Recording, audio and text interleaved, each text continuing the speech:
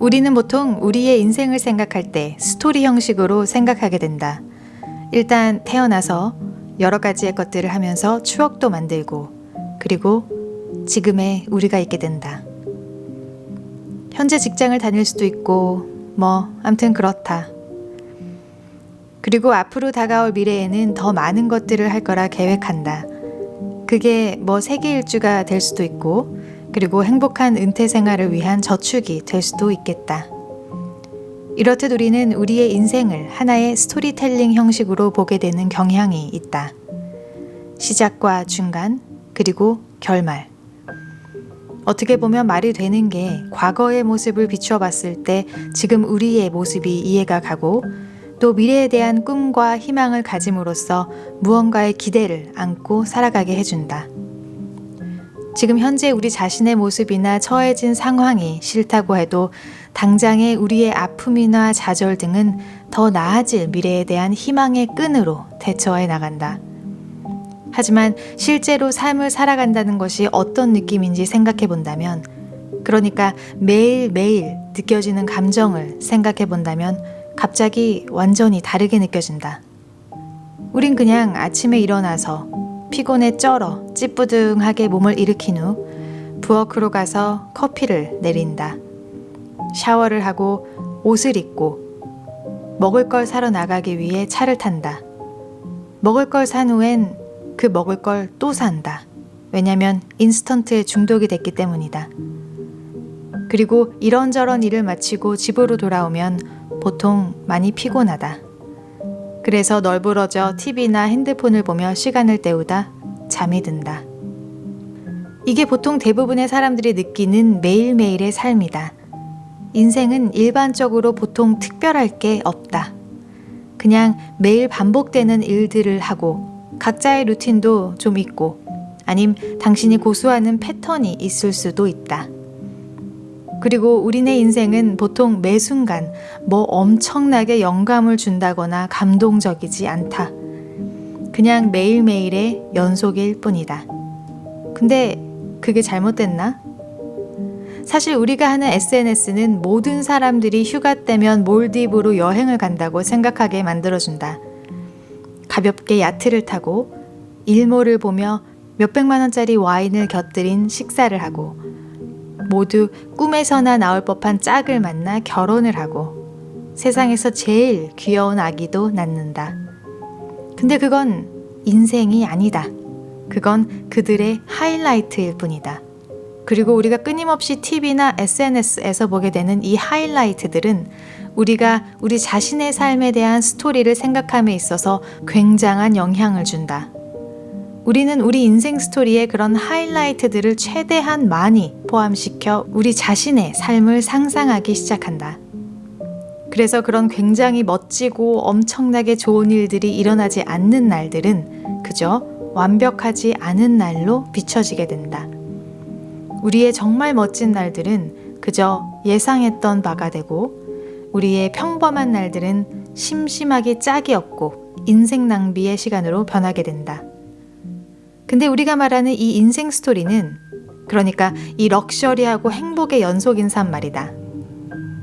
누구의 인생도 그렇지 않다. 마크 주커버그도 일론 머스크도 그렇지 않다. 물론 그들은 우리보다 훨씬 멋지고 중요한 일들을 하고 있지만, 그래도 그들의 삶의 대부분은 그저 그냥 아침에 일어나서 하기 싫은 많은 일들을 하고 스트레스를 받으며 문제들을 해결하려고 최선을 다하고 열심히 일한다. 그들도 화장실 가서 볼일을 보고 그들도 먹어야 산다. 그들의 인생도 이렇듯 단조로운 매일매일의 삶의 연속이고, 그들도 우리와 똑같이 인생을 경험한다. 다른 점이 있다면 일론 머스크는 이런 단조로운 삶에서 벗어나고 싶을 때 우리처럼 몰디브를 꿈꾸지 않고 화성을 생각한다. 하루에 8시간을 잔다고 가정했을 때 우리가 살아가게 주어진 시간은 16시간 뿐이다. 한 번에 하루씩만 인생을 경험하기 때문에 그 적은 시간, 곧 우리가 베개에서 머리를 들어 올리고 다시 눕는 그 사이의 시간과 그 사이에 일어나는 모든 것들은 그저 평범하고 대수롭지 않게 느껴진다. 근데 그게 인생의 전부다. 그저 그것들이 일어나고 또 일어나고 계속 반복될 뿐이다. 그리고 이 사실은 어떤 시선으로 보느냐에 따라 굉장히 영감이 되는 말이 될 수도 있고 또는 굉장히 우울한 말이 될 수도 있다. 당연히 그 16시간이 싫다면 우울할 것이다. 보통 우린 나쁜 습관들의 노예가 되어 있고 하기 싫은 일들을 하고 당장이라도 그만두고 싶은 직장을 다니며 금전적으로나 사회적으로 탐탁지 않은 상황 속에 처해 있다. 그래서 하루가 가고 또 다른 하루가 오는 우리의 매일매일은 우리가 일반적으로 못마땅하게 느껴진다. 그리고 그건 바로 우리가 환상적인 미래를 꿈꾸는 이유이다. 우린 여전히 우리의 진짜 인생을 살 때를 기다리고 있다. 하지만 현실은 지금 이 삶이 전부이고 그 현실은 당연히 우리를 우울하게 만든다. 그러나 여기엔 우리가 잊고 사는 사실이 있다. 인생을 바꾸는 건 우리가 생각하는 것만큼 큰 프로세스가 아니다.